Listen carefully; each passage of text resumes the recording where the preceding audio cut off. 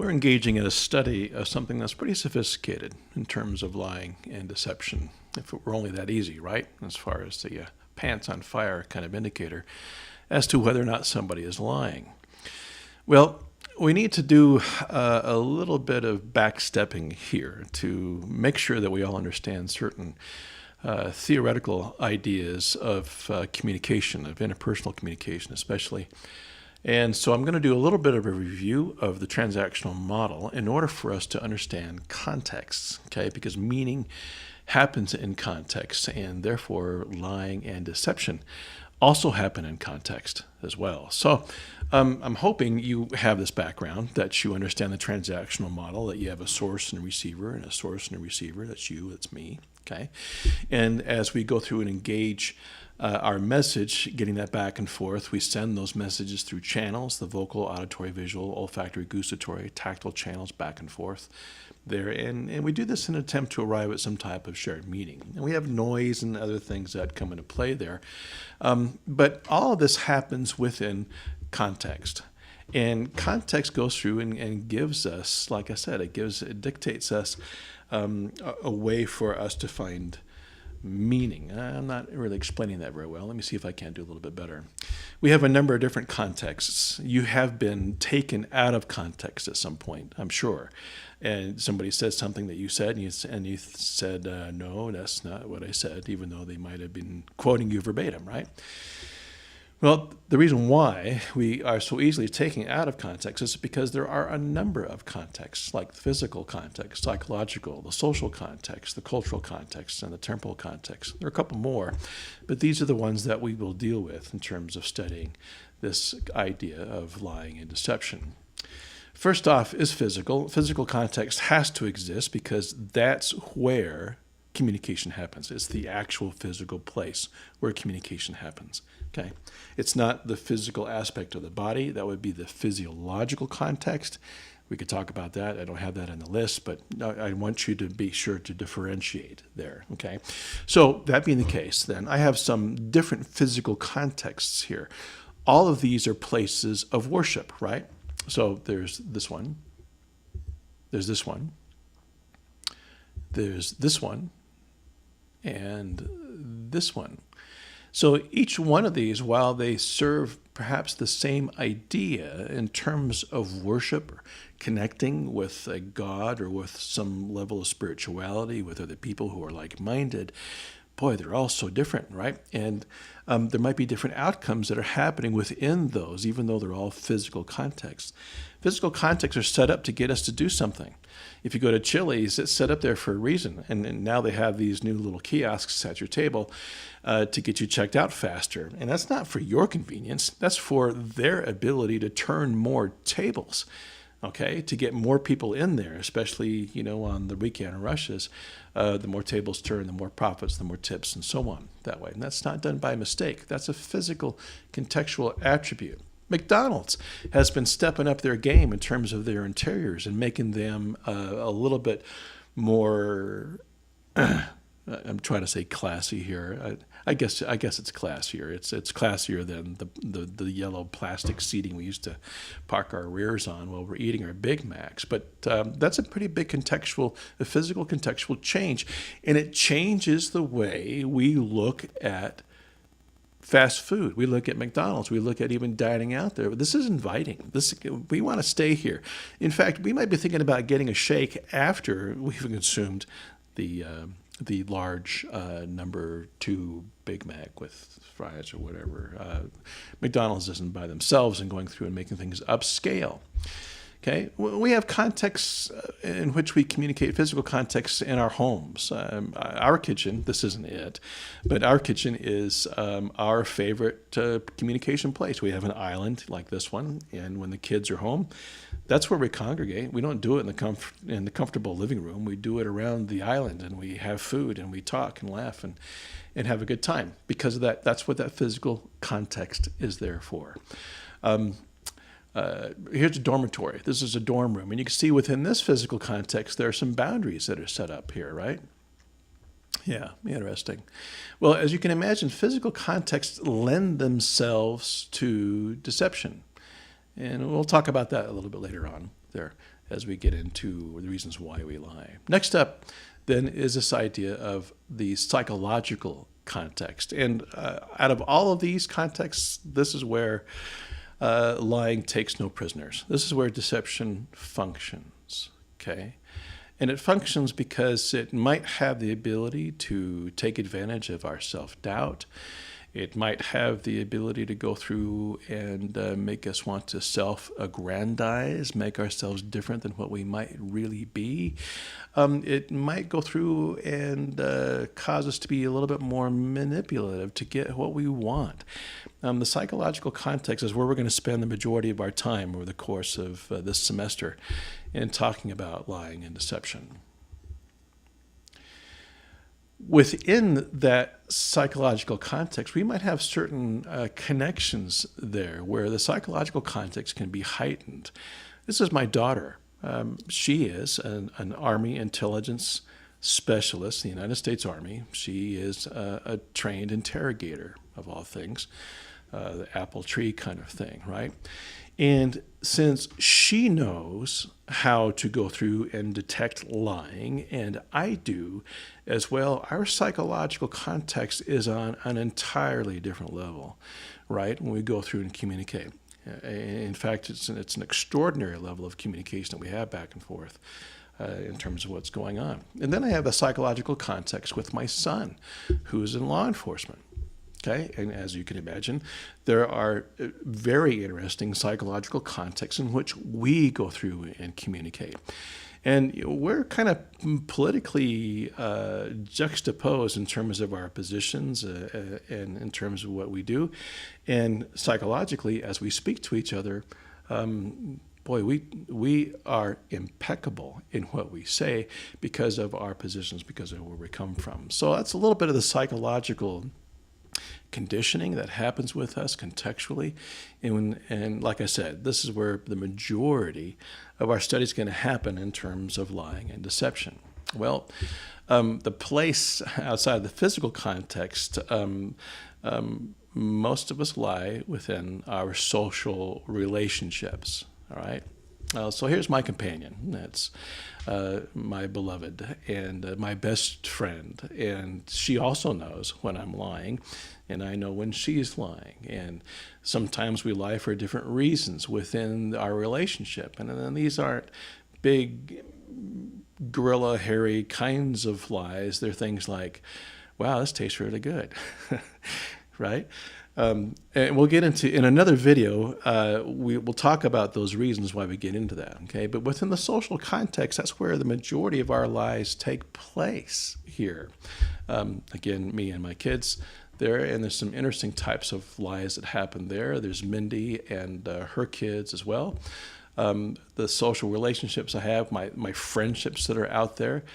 The longer the friendships last, the easier it is to lie with those, okay? Or we might have pretty shallow relationships. When I'm teaching in photography, for example, with my students, I don't blatantly lie to anybody, okay? But when we don't have a lot at stake with the social relationships that we have within a given context, it's easier for us to lie. We might have social spheres in which we operate. I go mountain biking, or used to at least, with a bunch of mountain biking individuals. And so there's going to be a different social context there than, say, what I have with my partner in crime, Jen Kohler, in our talk show that we do called Talking Point, or even the crew that we work with there. We communicate differently. There's a shorthand that happens as we come together and get to work in things. Okay, I have another social context where I play in a band, and there's another different type of shorthand with them in terms of how we communicate. And everything I've ever done in the relationships that I've developed with the people that I've worked closely with, like in film production, there's a different level of communication that happens within that social context. And family, wow, talk about a lot of different social contextual influences. You know what? This is where we learn to deceive, is within the family. We'll talk about that later on in the semester as well. Then we have the cultural context. This is fascinating because we have a tendency, perhaps culturally, to maybe make ourselves out to be something than what we really are. I had the luxury a few years ago within my motion picture production life to produce a documentary series on the Kingdom of Tonga, Malo. Oh man, I'm going to slaughter that one, and it's not coming back to me. Malo alele. There we go.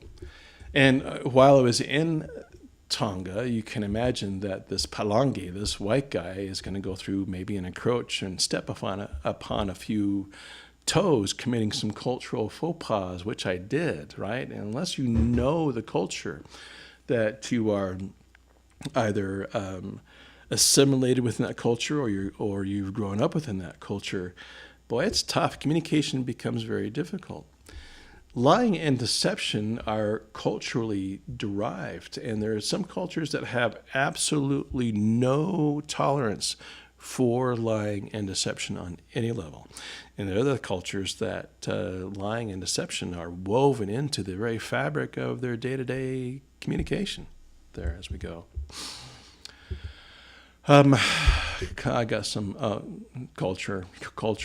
This is an American food becomes culture, and this is my favorite food, and I'm not sure what that has to do with lying and deception.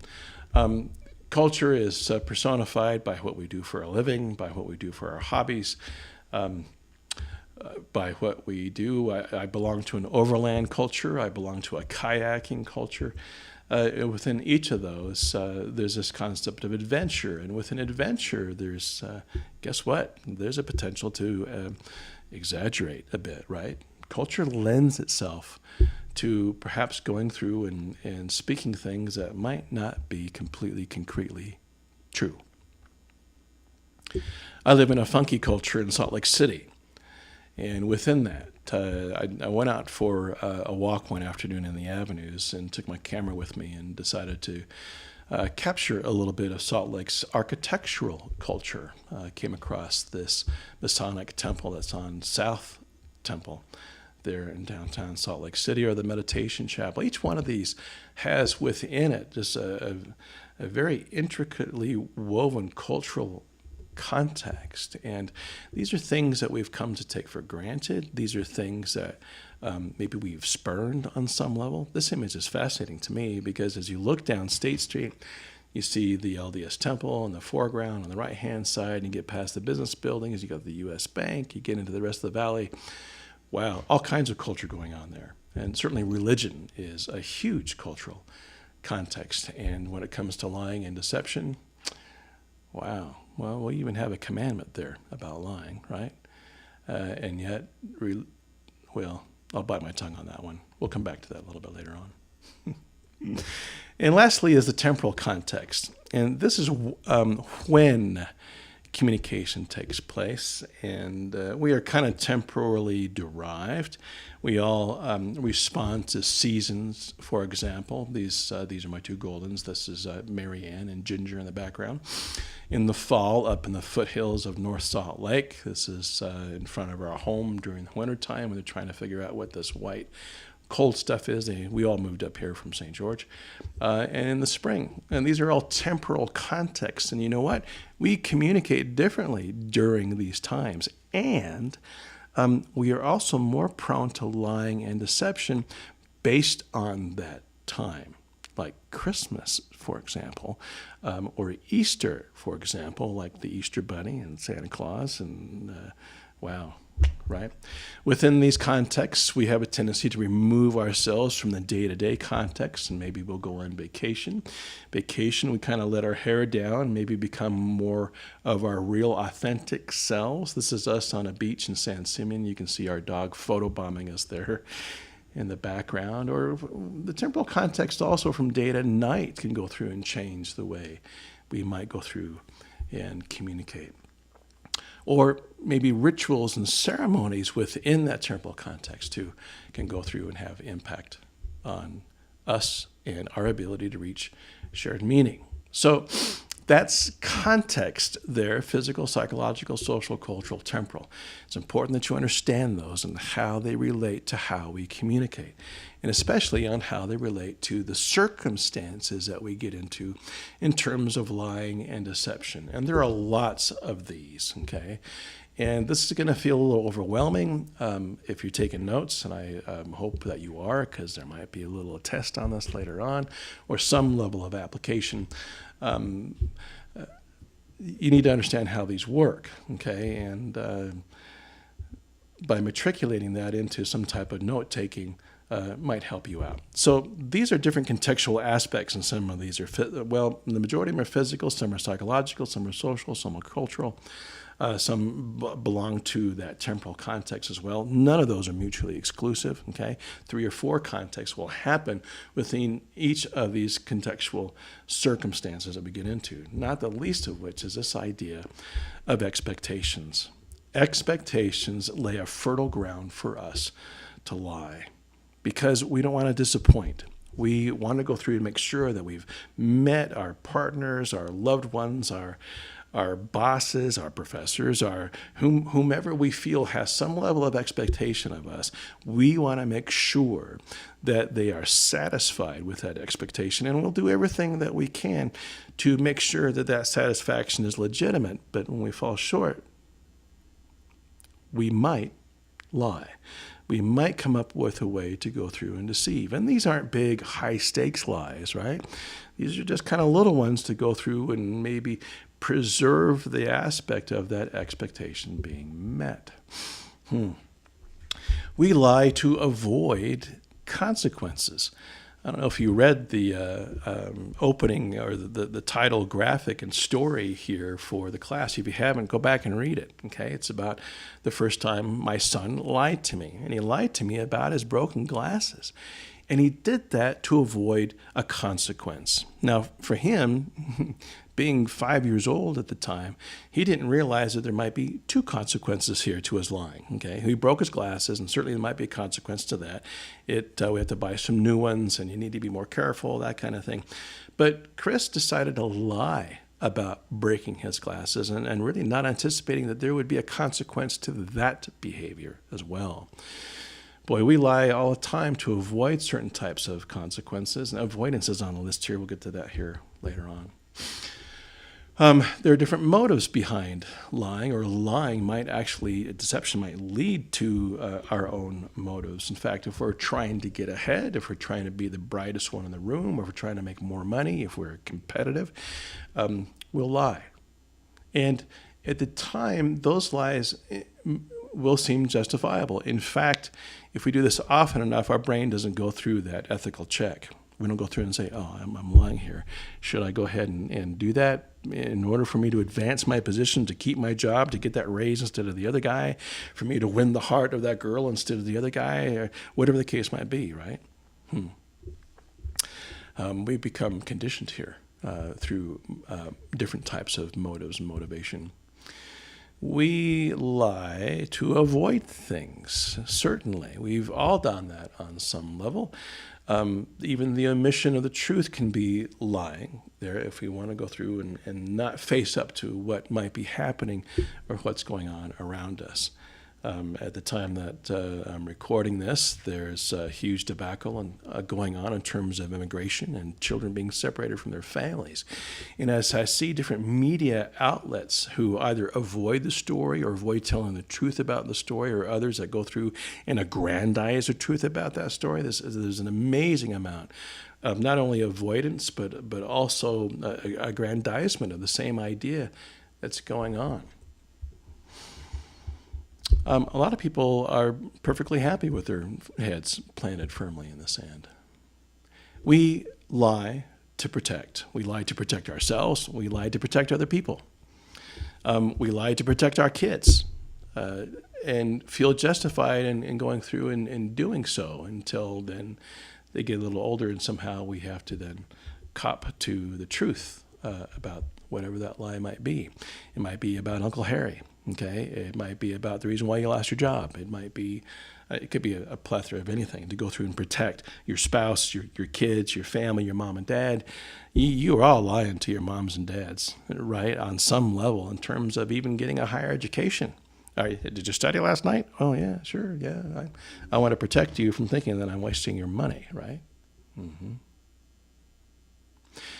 Now, that sound I just made with my voice sounded like it had a little bit of judgment in there, and I'm going to, a side note here, and I'll probably stick this up in some kind of an editorial for the class. If we're going to go through and detect deception, if we're going to try to figure out if somebody's lying or not, the major thing that's going to stand in our way is our own judgment of them, okay?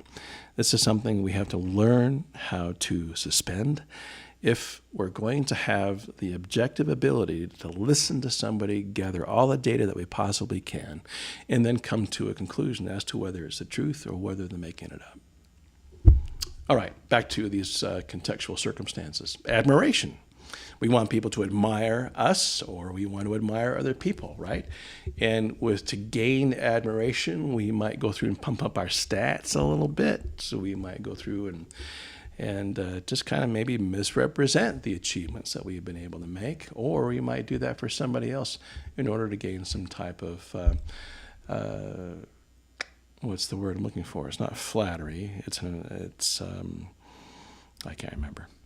We lie for gain. We lie for money. We lie for recognition and admiration. We lie for whatever reward that might be out there, because inherently, we're pretty competitive. We lie to escape, like denial, okay? We lie to get it. You've done this. You said, oh, gosh, I just got this migraine. I think I need to go home early. And, or, you know what, I can't make it to class because my mom, she needs a ride to the grocery store. Or, I just have developed an intolerance to holiday food, and so I'm not going to join you for Christmas, right? We find ways to get out of things, and lying is our best tool to do so. We deceive to save face. We don't want to be embarrassed. We don't want to have our negative self out there. And so we go through and try to do everything that we possibly can to present ourselves in the best light possible. We lie to keep things private about ourselves, and we'll talk about this in a subsequent video to this. Privacy is very important to us. Many of us want to remain anonymous, and many of us really don't care a whole lot about our own personal privacy, but we'll lie about it. Okay, you have a medical condition, and you go through and you lie about that within a job application because you know that if they know you have Hep C, you're not going to get the job, right? If they know that you might be gay, you're not going to get the job, or you're not going to get the cake, or whatever the case might be. So we lie to protect our privacy, definitely. The biggest lies that we exercise are the ones that give us power. We lie to have an edge. We lie to keep information from somebody else. So we have that kind of advantage. In relationships, this is where the lies take no prisoners. These are deep-seated, rooted lies that become relational, deteriorating kinds of communicative behaviors. The person in the relationship with the least amount of interest has the most amount of power. And deception falls into that and weaves into that pretty, it's a carcinogen. It's a cancer, really. And we'll talk about ways to get beyond that. Lastly, we lie for fun. And this, to me, is a bit on the psychotic side, certainly. There is a show, I can't remember the name of it, where this couple goes on vacation and they lie to everybody about who they actually are. And the guy lies that he's a brain surgeon, and somehow he gets into the situation where somebody needs a doctor, and then he's called himself out on the lie. But they do it for fun because it might be fun to fantasize and see what's going on. Do you know this guy? His name is Frank Abagnale. He made a lot of money off of lying. Lying wasn't only fun for him. it was psychopathic. We'll talk about Frank Abagnale a little bit later on. Maybe you've seen the movie with Leonardo DiCaprio, who plays this character within that. But he's the first guy that came to mind when I think about how people lie for fun. He lied for fun and profit there as well. So those are the contextual circumstances that we use to motivate ourselves to lie. And I'm saying that in a way, I haven't cut this clip yet. Maybe I should put that out there initially, but we need to kind of get away from the moral turpitude of dishonesty and lying. Because we all do it. It's like gossip. There's been a number of studies that get into human communication behaviors, and guess what they're finding out? Yeah, lying is a survival mechanism. All right. Well, watch for the video popping up here as we get into the types of lies. All right. And there might be perhaps a discussion that pops up on this as well. So make sure you keep in touch with what's going on Canvas. All right. Thanks for watching.